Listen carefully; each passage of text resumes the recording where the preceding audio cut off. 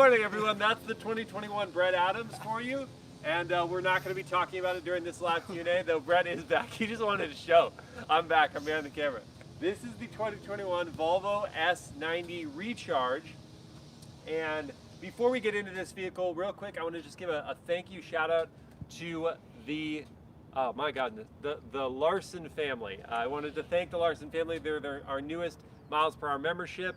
And thank you guys so much for your support of the channel. And as I said last time to our last live Q&A, we're going to switch it around a little bit. We're going to honor the folks who are tuned in live right now to the live Q&A, get to their questions as they come in, and we'll fill in the questions from the folks who presented them on Instagram and YouTube's community page. That is a very happy mailman right there. So let's first, Brett, talk. Are there any questions that are coming in right now on the page? If not, then we'll do some of the ones from Instagram. Okay, at MilesPerHr, at on TikTok and Instagram if you want to follow me there. First question from Blake. Shouldn't something this large and luxurious have at least a 6-cylinder for NVH? So for the noise levels, he's saying, you know, should something like this large have a larger displacement and more cylinder count, which those larger engines are typically smoother and they don't put out quite as much of the rougher noises you're getting on the engine. Because if it's a smaller engine, you have to work it harder when you're accessing its power. My answer to that is that this vehicle, the S90, is technically a mid-size sedan. So I realized there's a bit of confusion on this. When I presented the question on YouTube's community page, people were like, you know, is it a full-size sedan? Is it a mid-size sedan? It's technically a mid-size sedan. It is one of, if not the largest mid-size sedan, however. So it almost borders into that full-size territory. I know Car and Driver sometimes pulled it in with vehicles like the Audi A8 and the Mercedes-Benz S-Class, the BMW 7 Series, Genesis G90.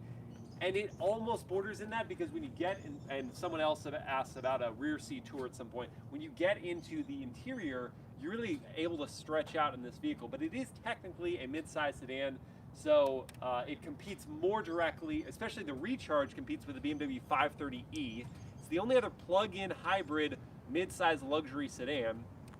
Then it also kind of competes with other regular mid-size vehicles like the Audi A6 and the Genesis G80 and the Mercedes-Benz E-Class and all that kind of stuff. So I give that context because the vehicles it technically competes against in the mid-size sedan territory have 4-cylinder engines to start. The Audi A6 starts with a turbo 4-cylinder. The Genesis G80 starts with a turbo 4-cylinder. BMW 530e has a turbo 4-cylinder paired with electric motors. So it's not out of place for this vehicle to have a 4-cylinder, and it makes 400 horsepower in this Recharge format. I cannot find the hood release right now. Why is this so difficult? There it is. Got it. Okay. So this one has a turbocharged and supercharged 4-cylinder paired with an electric motor and 9.8 kilowatt per hour battery pack, I think. Oh, I'll find this at some point. I'll get it. And so it makes 400 horsepower. I did this yesterday. Why can't I find it? 400 horsepower and 472 pound-feet of torque. It's over here, I think. Yeah, so it's all the way over there. Not much to look at under the engine bay. But what's interesting is this is, speaking of NVH levels, this is high density foam. So it's not like a hard plastic engine cover, and that is going to reduce some of the engine noise there. But yeah, so 400 horsepower with all that combination of different power sources and 472 pound-feet of torque. 0 to 60 will take 4.7 seconds with this vehicle. And yeah, so it doesn't have a 6-cylinder, but I don't think it needs it. I think this powertrain is actually very good. So long-winded answer for you, Blake. Very long-winded. Sorry about that. What questions we have coming in? Trap just asked what's the price? The price. So the starting figure for the Recharge, and the Recharge is the plug-in hybrid version, is just over $60,000. The starting figure for the S90 period is just over $52,000. This one, as tested, is the Inscription and has a few options on it, and so it's $70,000. But this is pretty much as decked out as you can get an S90, and I don't feel like 70 grand is asking too much for what you're getting with this vehicle. Tyler asked, what do you believe is the top advantage Volvo has over premium luxury brands? That's a great question. Tyler? Tyler, great question. I think that Volvo's advantage is their simplicity version of luxury. It almost actually, to really like give them a big compliment, it reminds me of the Rolls-Royce Ghost I was just in, where their new focus is, sorry about the gardening as usual, their new focus is on post-opulence, which is just marketing for, we want to make luxury feel more calm and simplistic. Volvo does a great job of that. Their designs are not fussy, their interiors are super clean and simplistic, but still elegant, and I think that's Volvo's advantage. Some of the other manufacturers, Mercedes-Benz just comes to mind, they just like glitz and glamour and all sorts of stuff, especially when you get to the interiors. They're so in your face with luxury. They're cool, don't get me wrong, but it's one version of luxury. Volvo's version is a little more clean. Good question. Good question. How fast do these cars range at for miles per hour? So the top speed for the S90 Recharge is not that high. I think it's only 112 miles per hour, but I don't think this vehicle necessarily needs to go any faster, to be honest. It's not like an M product or an AMG product. It's not trying to be that. It's just trying to be enough power, sufficient power, but it makes 400 horsepower, so it's definitely sufficient. Luke asked, what are the competitors for this car? Yeah, so that's a good question, Luca. As I kind of laid out, it's not a full-size sedan, and so it's not really truly competing with vehicles like the Audi A8 and the Genesis G90. It's more competing with vehicles like the Genesis G80, the Audi A6, the Mercedes-Benz E-Class, the BMW 5 Series. Its most direct rival and the only other mid-size luxury sedan with a plug-in hybrid is the BMW 530e. That one starts at $58,000, so $2,000 less than the starting figure for the Recharge, but that vehicle only has 288 horsepower to this is 400, and it has a slightly shorter all-electric range of 21 miles versus this one has 23 miles of all-electric range. Man, should we maybe move around the corner? That's pretty bad. We could, yeah. Yeah. All right, we're gonna move to that. Hop in, Brett. Let's just move around the corner. Yeah, I was trying to take the camera more. I appreciate. I saw you doing that. I appreciate it. So when you start the vehicle, there is no noise. It's just gonna start up with that electric power, and then you can go into whatever drive mode you want. This infotainment is gonna take a sec to load, so we'll just do hybrid, everyday use. And we'll move to another spot in this parking lot where it's not quite so loud. I think over there will do.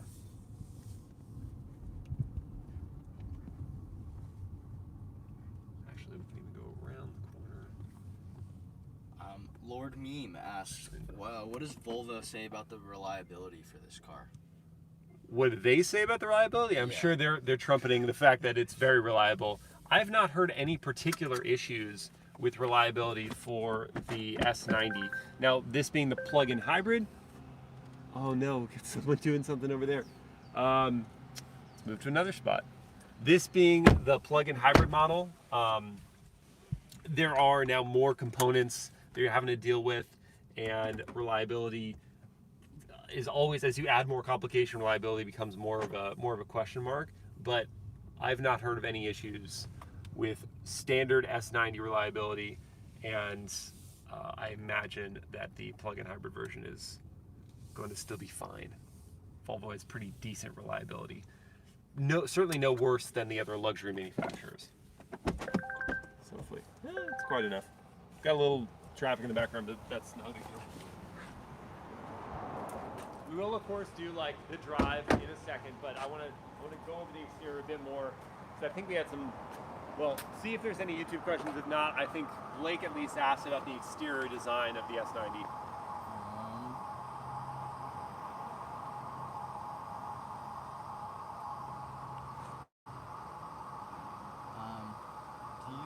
Aaron asked, do you think the Volvo Polestar is comparable to AMG and M Sport? Yeah, so good question, Aaron. I don't think it is. I think it's really more comparable to like BMW's M Sports and Mercedes AMG's. But they didn't have an AMG Sport anymore. That was like a limited run thing that they did. but they do have like their light version of their AMG products. I think that's more what Polestar is targeting. They're not the full out, let's throw ridiculous amounts of horsepower at a vehicle, let's make it tough as nails, ride quality, and just like trying to make a supercar out of a sedan or something like that, or an SUV. That I don't think is Polestar's goal, and so I don't think they're a direct rival for that. They are a step down from those.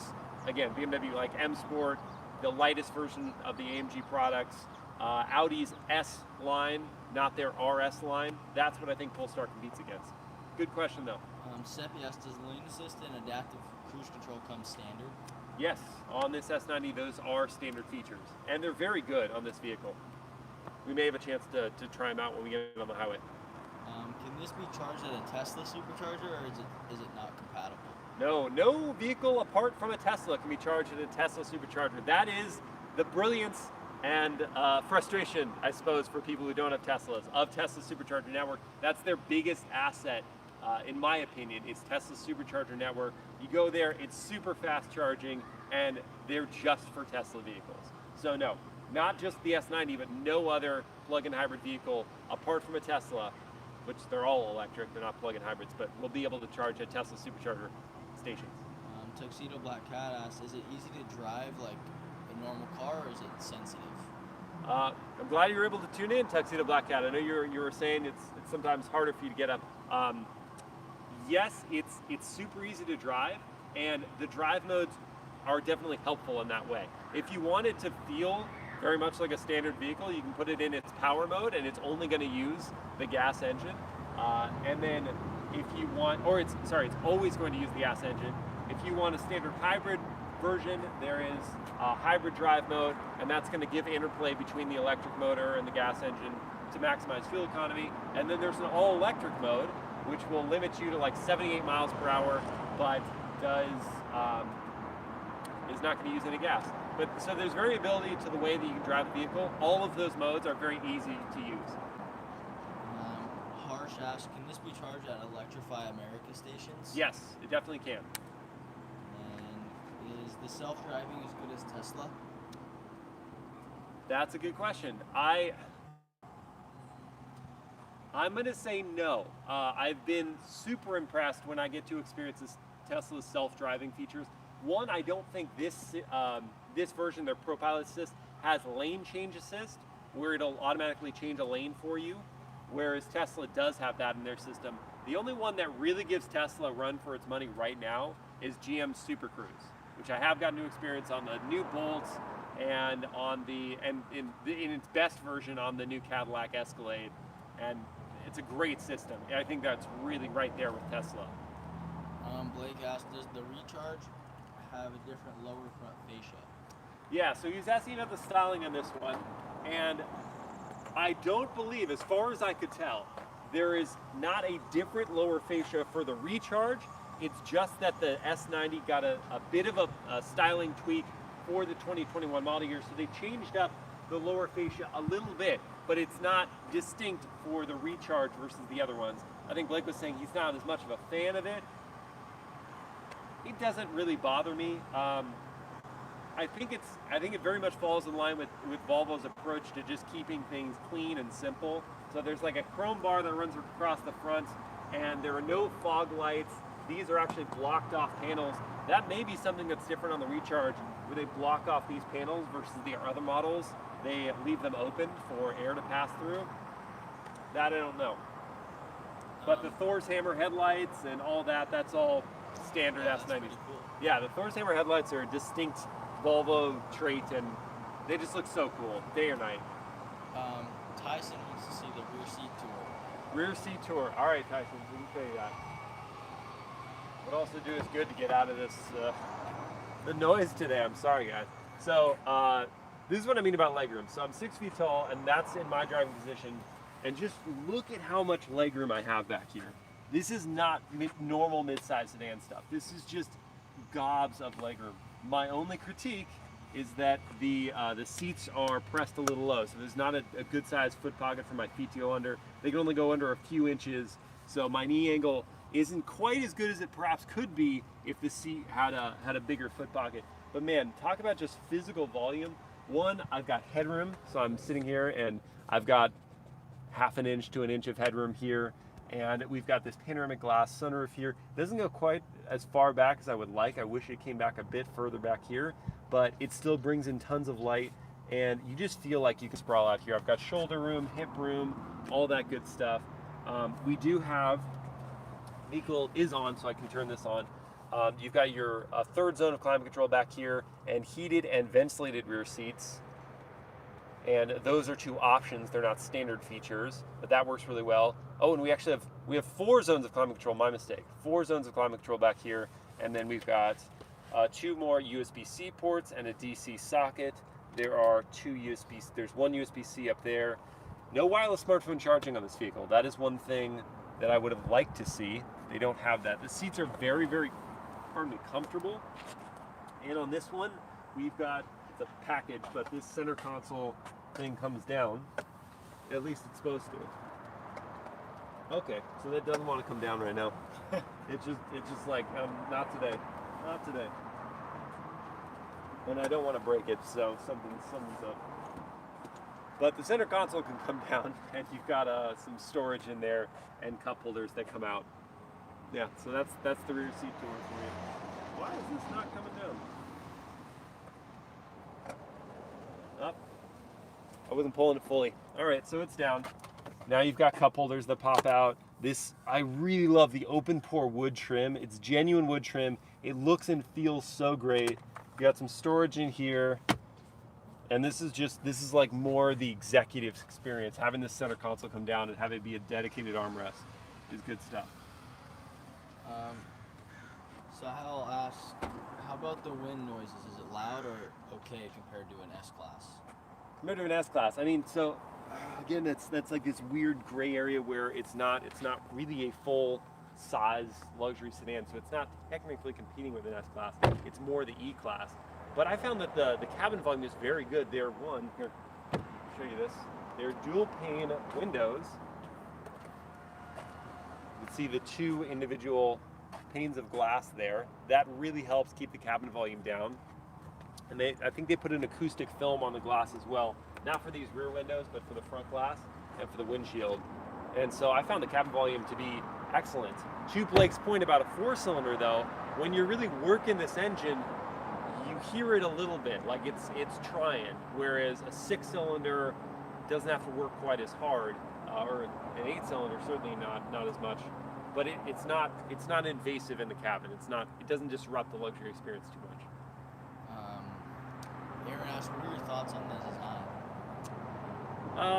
Yeah, I like Volvo design. I think they're, as I've said a couple times now, I think they're really distinct in that they are not over embellished in their design. They know what looks good, and they don't fuss with that. It's just clean, it's elegant, it's stately, and yet it has some cool elements. Their light signatures are pretty neat, and their curves and their creases are nice. These are optional 20-inch wheels on this one. They're not my favorite wheel design, but they go with the rest of the body. Is it stunning? No. Is it attractive and alluring? Yes. Hopefully that answers the question. What's one thing you could have done better with the S90? One thing Volvo could have done better with the S90 that just came to mind is the infotainment system. Let's hop into the front of the cabin, and we'll go through that now.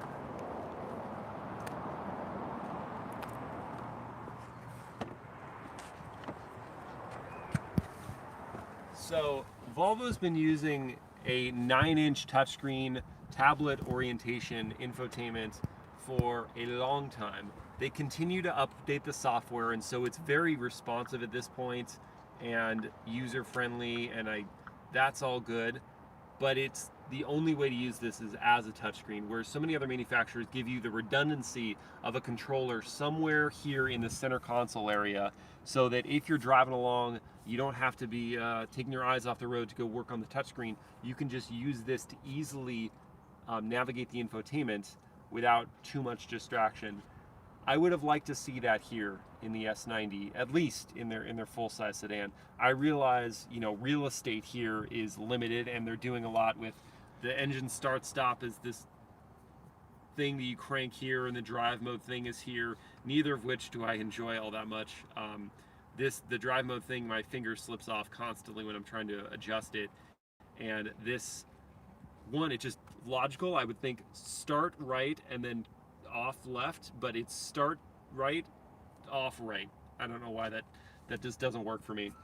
But yeah, I would like to see some sort of controller here on the center console for the infotainment instead of just using the touchscreen. But I don't have complaints about how this works. This is really very responsive and pretty user-friendly. So this is all good. The driver instrument cluster is all digital as well. It's not as adjustable by any degree as something like Audi's virtual cockpit. It's not as vivid as some other systems I've seen, but it is all digital. So there's that perk going for you. This one also has a $3,200 Bowers & Wilkins premium sound system. The number of speakers and the output, I'm not sure off the top of my head, but it's a good sound system. Kevin, does this car compete with the car that was discontinued from Infiniti, the Q70?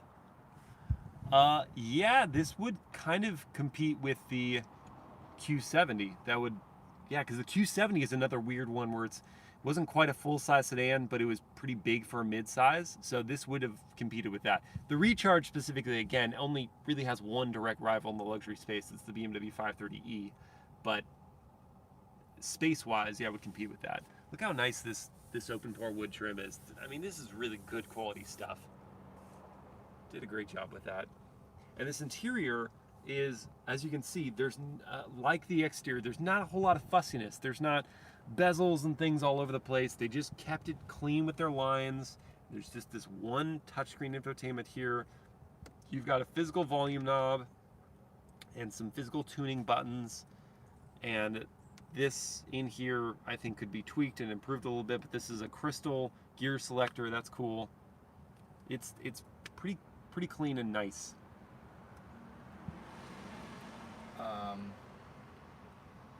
So I'll ask, how is the actual quality of the car? Is it as robust as the Germans or a little bit less? Yeah, that's a great question. I found it to be right on par with them. There's nothing that really stands out as like, this is extra creaky or this doesn't feel quite. There's only one area, again, this one zone here with this, to kind of bevel the portions of this selector, and it just feels a little dinky. And I don't know if that's going to age well if it's been used a ton. But those are the only little areas that I don't think are as perhaps up to snuff. But even the Germans, even the BMWs and Mercedes-Benz and Audis have little things on them that are creaky or not perhaps as high quality as the rest of their cabins. So I don't think that Volvo is alone in its little overlap of judgment for material quality in places. I really think it's right on par. We'll get to more questions from the Instagram and YouTube page, and we can go drive it. Do you think the interior looks outdated? Yeah, so it's perfect tie into what I was just talking about. So I think who asked that? I think it was Yvonne. Yeah, Yvonne asked whether the interior feels outdated, and his specific question is more just about like the fact that they've been using this same outlet layout for years, and I actually think that as you get more into the craziness that happens in these luxury cabins, this is actually almost refreshing in its simplicity, in its minimalism. I don't think it's outdated. I think it's just a different approach to luxury, and I think they do that well. All right, we're gonna go for a drive. I'm gonna grab something real quick, and we're gonna go.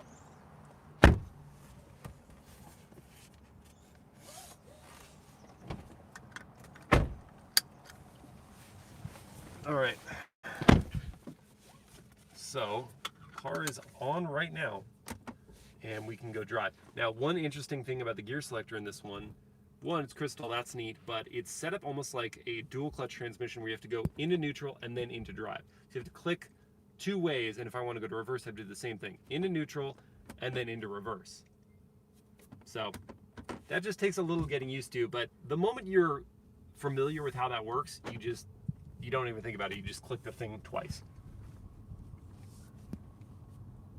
Let's do a little air in here. Warm.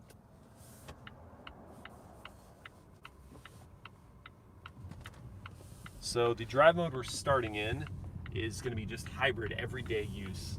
So this will let the electric motor and the gas engine just work to find the best fuel economy possible. Any other questions coming in on YouTube? Look at that smart car. What's going on there? Off-road smart car. Off-road smart car. Interesting. I would not take turns too fast with that. You're taking a wheelbase that's already really small and then you're raising it. So, topple much? Kevin asked if it's a V6 and if it's turbo. Yeah, so not a V6. It is turbocharged and it's supercharged and then paired with an electric motor. So it makes 400 horsepower and 472 pound-feet of torque. Plenty potent, but also just silent when you want it to be silent. It's just doing the hybrid thing real well. Shady Vince asked if you could talk about the passive safety. The passive safety, so the airbag systems and the structural integrity of the vehicle, I don't know off the top of my head the specific number of airbags. I do know, as a general rule, Volvo is one of the most safe conscious brands who makes cars. So their passive safety is really unparalleled in this segment or in other segments. So they're very, very safe vehicles. They always get the highest marks from the IIHS and the NHTSA, the internal or the third-party regulating agencies of safety. So I don't know the specific numbers of airbags and things like that, but I do know that Volvo is a very safe brand and this vehicle is going to be very safe. I'm going to go to Pure. This is the all-electric drive mode now, just so that we can see how this goes. It's a very short light, but I made it. So we're just coasting right now on electric juice alone. You can go up to 78 miles per hour on electric power alone, and you have 23 miles of range, which is, a fair amount. It's going to be good for you to get to work, most likely. Some people may be able to get to and from work. Then you plug it into a normal household outlet, and it's charged back up in 6.5 hours. If you got a 220 outlet, it just takes 2 hours. I have a good question. Yeah. Okay. I like that you've already deemed it a good question. You've I've got a question. No, it's a good question. It's a good one. Since it only goes up to 78 miles per hour, yeah. If you go over that, will it automatically switch into a different drive mode, or will it just top out? It just won't let you go. That's a great question. Told you. So I've validated you at being a good, not just a good question, Brett. It's a great question. Oh wow. Yeah. Thank so you. so there's actually I would even add a layer to that. If you press too hard on the throttle, in some vehicles that are like this plug-in hybrid or even just regular hybrid setup, actually no plug-in hybrid because they have to have all electric range, it will switch over to incorporate the gas engine if you're too firm on the throttle. This vehicle will lock it in all electric mode, so we'll see at this next light. I'll hammer it.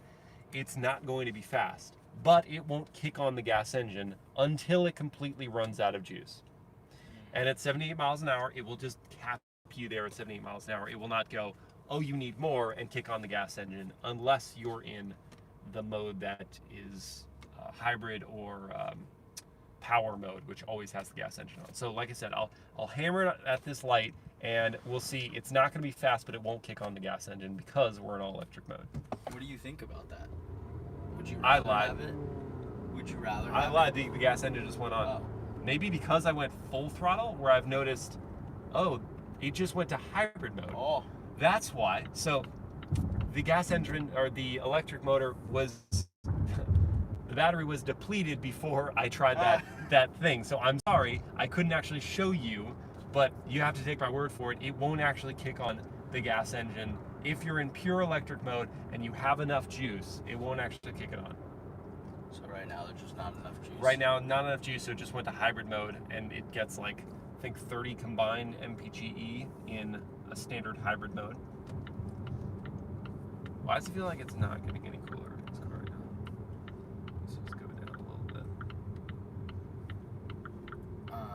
Do you know what the crash rating is on this car? They're like 5-star across the board, from the ones who do stars and the one who do top safety pick. That's IAHS. It's a top safety pick and 5-star from the NHTSA. So it's very safe. Cool. It's getting kind of warm. I wonder why. So I had to turn on the AC. Now the AC is on. Any other questions that we've got coming in on YouTube? Or do we have some from the Instagram and YouTube community? I've got a question for you, Brad. As we've been riding around, how would you describe the ride quality? Because one small critique that people have had of Volvos is that they're not quite as plushly damped as some of the other German luxury manufacturers. They're a bit firmer. I personally have not found this ride quality to be all that harsh at all. Yeah, no, I didn't even. I haven't really had a comment on it just because it's just comfortable. Yeah, I'm not getting thrown around Yeah. at all. Are the seats comfy to you? Oh yeah. Yeah. I like it. Yeah, I like the seats. Seats are good. Tuxedo Black Cat asked, I don't know how to phrase this. How old does a teenager have to be if they want to learn how to take care of a luxury vehicle like this with an adult? Interesting. I'm going to try to parcel out what I think you're asking. Under the supervision or assistance of an adult, how old do you kind of need to be to take care of a luxury vehicle? Man, if we're talking a new luxury vehicle, you just need to do kind of basic maintenance and take care of it, and like you would any vehicle, just treat it with care. And you can be whatever your driving age is in your state or country, whatever the legal driving age is, you can take care of a luxury vehicle just as easily as any other vehicle. If it's a used luxury vehicle, they tend to need a bit more maintenance and extra love. And so I would not recommend it perhaps as a first car.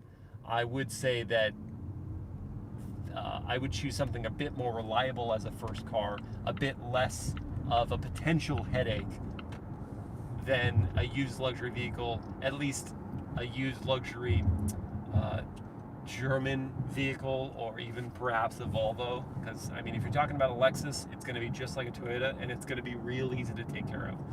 So if you wanted a luxury vehicle, a used luxury vehicle as your first car, or when you're younger, a Lexus is probably going to be a great way to go. If you want another one, you're either going to be in the shop a lot, and it's going to get expensive if the previous owners haven't taken care of it well, and if you don't take care of it well. It's a really long answer there, I'm sorry, but there's a few people asking about the MSRP, or like the average price. So the recharge version of the S90, the plug-in hybrid version, starts at just over $60,000. This one, as tested, is just over $70,000 because it's equipped with a number of options, including the rear seat heating and ventilation, and what are some of the other options on this one? The 20-inch wheels, and a few other details that bring up the price of that 70 grand territory. Do I think it's worth it? I don't think the price is too much for what you're getting in this. It's a really nice sedan. Now we'll get a chance when we get on the highway here. I'm going to use the ProPilot Assist system, which is their version of semi-autonomous driving with you, paying attention at the ready. You're supposed to have your hands on the wheels at all time. Hands on the wheel at all time. But we'll try it a bit with my hands just hovering around the wheel and see how that goes. So I'm going to turn this on now. Go to ProPilot Assist. So it's activated now. Now I'm going to get out of this merge lane because that's going to get a little dicey in a sec, and then reactivate it right now. Okay. And Pilot Assist, when it sees the lane markings, which I'm hoping it'll figure out shortly here. There we go. Okay. So now my hands can hover around the wheel, and hopefully we'll get to a point where we're doing some curves and you'll see that it just navigates in the center of the lane through the curves very nicely. Now it wants me to reapply some steering, so I'm going to put my hands back on the wheel. This is adaptive cruise control as well, so it's going to keep the same following distance from that vehicle right there. That's so scary. Just trusting this thing? Yeah. Yeah, well, I mean, I always keep my foot like ready to go on the brake if I need to, and also keep my hands just like right outside it. Now this, unlike some of the other systems, is not like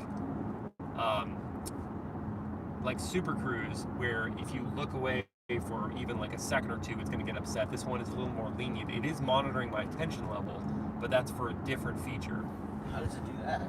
It uses infrared cameras to view where your eyes are looking at. So my eyes need to be facing forward. What if Okay, you, like, so turn to the side? if you turn to the side for too long, they'll get upset. Okay, so this is taking this curve in the road without any sort of issue here. Staying right in the center of the lane. But it's only giving me, you know, a few seconds, not a few seconds, maybe 15, 20 seconds where I can have my hands off the wheel before it gets a bit upset. So now I'm going to turn off ProPilot Assist. So is a Tesla just like you can have your hands off all the time? Not quite yet. People try to game the system. I mean, they put a bit of string on it, or I've seen all sorts of weird things where like you can have the system think that you're attentive and have your hands on or near the wheel, and you can have it like that for a long time. Tesla just has one of the longest periods of time where you can have your hands off the wheel, but it's not fully to that stage yet because regulations haven't allowed that yet. We're right around the corner from that happening though. Now that's scary. Yeah.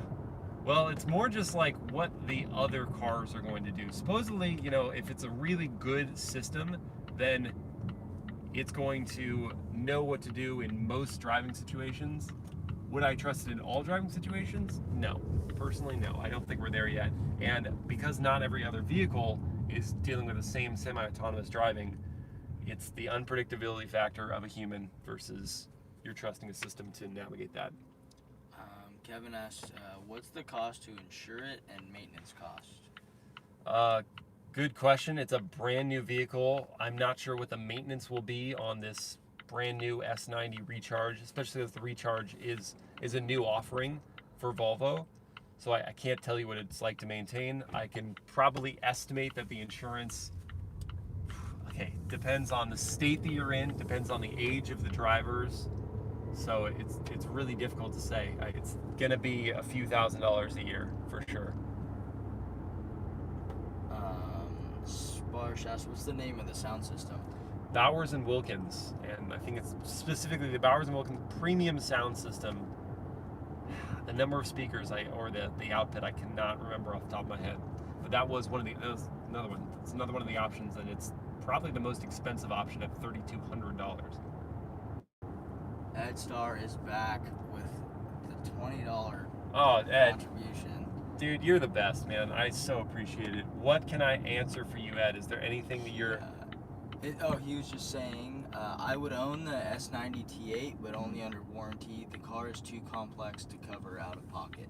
That's a fair assessment there. I do think that so the T8 Recharge, as I said, you're adding other components here, and even Volvo's supercharged and turbocharged engine is a somewhat complex mechanism compared to just turbocharging or just supercharging.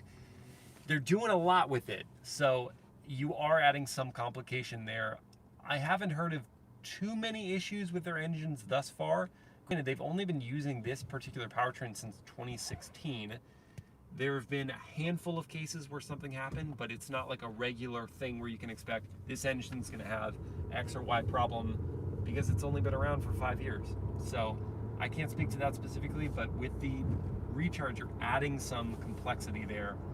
So if you know, keeping it under warranty and then selling it when you're out of warranty is your go-to, or leasing it, those are ways to go. I'm just very pleased with, as a product, I'm pleased with how it looks on the outside, the comforts on the inside, the power, the smoothness.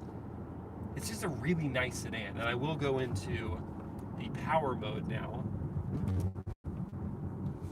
So that was a bit of a harsher right there, just as a comparison. And so now this is fully engaged in the gas engine. And it's got some pep. It really does have pickup. And then as you heard, like there's not too much noise coming out. It doesn't get very loud. Yeah, so it stays focused on the luxury, whereas some other 4-cylinders can really sound raspy and harsh. This is not really sounding like that at all.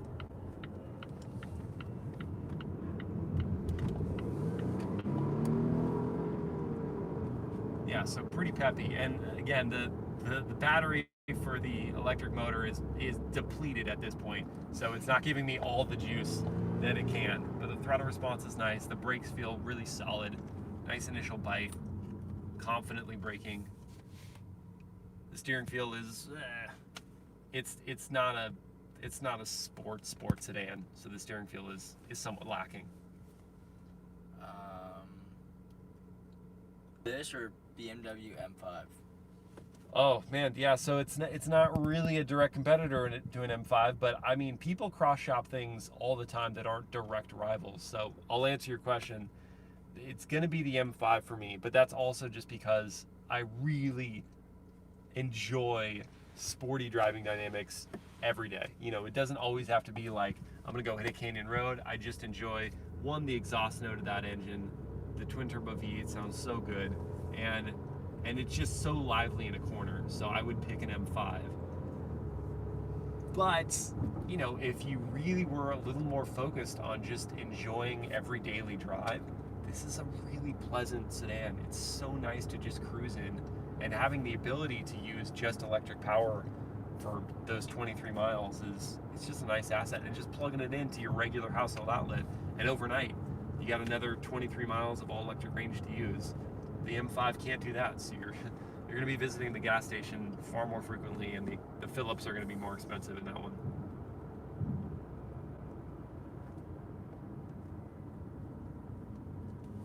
Any other questions? Andre wants to hear the sound system. Okay, well, let's see. Do I have my phone paired up? My phone is connected to that, so I can't use... It's not going to be a long demo. I don't know what I'm doing here. Yeah, okay, so see, I'm looking for a controller down there. I don't have any phone connected, and because my phone is being used to do this video, let's try some classical music.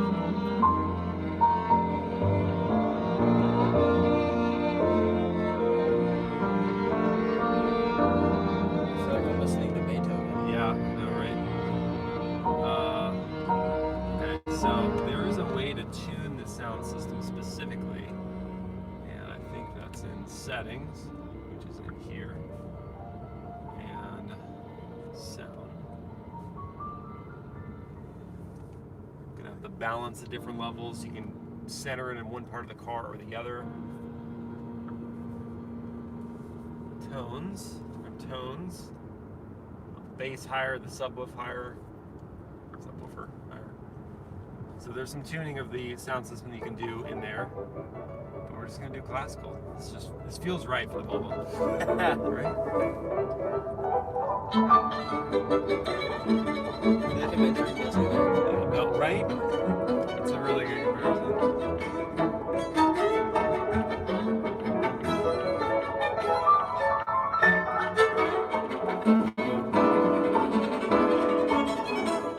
Sorry guys, if you don't like classical, the reason I'm doing that is just I don't want to have to get into the royalties issue, because I don't have my copyright-free music tuned up to play right now. What money is that? Oh, Prathamesh, thank you for your contribution. Did I watch today's qualifying? It's Hamilton, Bottas, Verstappen. Oh, there you go. Nice. I watched it. I did not. No, I didn't. Was that? Oh, that's. I mean, it's Formula One. Mm-hmm. Dude, I don't have a way to watch Formula One right now. So no, I didn't watch it. Prathamesh. I'm sorry. I'm just not tuned into motorsports right now. I'm tuned into like dealing with an infant, 3-month-old, which I love. But that's most of my spare time at this point. Snoop Dogg said what's up. He's in here now. Oh, good. Thank you, Snoop, for dropping by. I really appreciate it. We had talked last week about him tuning in for this live Q&A. Okay. Thank you, Snoop. Does this have ambient lighting? Paul asked. It does not have ambient lighting. Not anything that you can adjust. I don't believe. I'm gonna check myself, but I don't think it does. Yeah. System information. Nope. Back. Communication. Give this light. My car. It might be in here. Lights and lighting. Interior lighting. Oh. Okay, so it has ambient lighting. I was wrong. And let's see what colors you can pull up.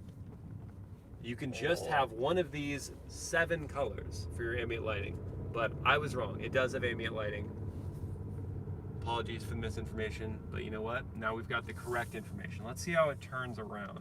Here's a turning radius test. Not bad. Not bad. Not bad. Doesn't have anything like rear wheel steering or anything like that. So that's just a good turning radius right there. That's an honest to goodness good turning radius. Do you have any other questions coming in? Otherwise, I think we might wrap it up. We've ran a little long with today's live Q&A. Problem Mesh asks, what alternate energy cars do you plan to review?